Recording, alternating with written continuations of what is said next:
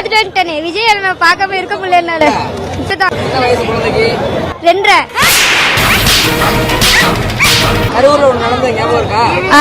அடே உங்களுக்கு மாட்டு சாணி இல்லடா, மனுஷன் சாணி அடிச்சா கூட நீங்க திருந்த மாட்டீங்கடா. எல்லாம் கூட்ட நெரிசல்ல எல்லாம் சில பேர் தான். நாங்க அப்புறம் மறுபடியும் 2.5 வயசு பாப்பா தூக்கிட்டு இவ்வளவு வெயில வந்திருக்கீங்கல்ல, இதெல்லாம் என்னது? மனசாட்சியோட பேசணும். என்ன சேஃப்டி?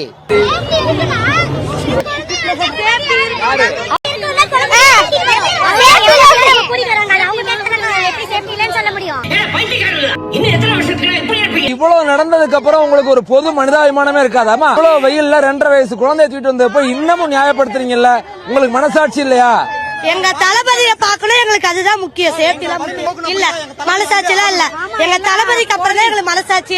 இந்த மக்கள் அதுக்கு வந்து ஒர்த் இல்லைன்னு முடிவு பண்ணிட்டேன் சார். ஏன்னா நான் உண்மையா அதான் நினைக்கிறேன். ஏன்னா பர்சனல் இன்டராக்ஷன் வித் பீப்புள் 41 உயிர்கள் வந்து கரூர்ல போயிருக்கு. உதாரணத்துக்கு சொல்றேன், ஒரு உதாரணமா சொல்றேன். நான் எந்த கட்சி சார்பாகவும் இப்ப பேசல. 41 உயிர்கள் போயிருக்கு. அந்த குடும்பங்களே அந்த விஷயத்த மறந்துட்டு கடந்து போறாங்க. அப்படி அவங்களுக்காக எதுக்கு நம்ம பேசணும் அப்படிங்கறது எனக்கு ரொம்ப ஒரு மாதிரி விரக்தியா இருக்கு.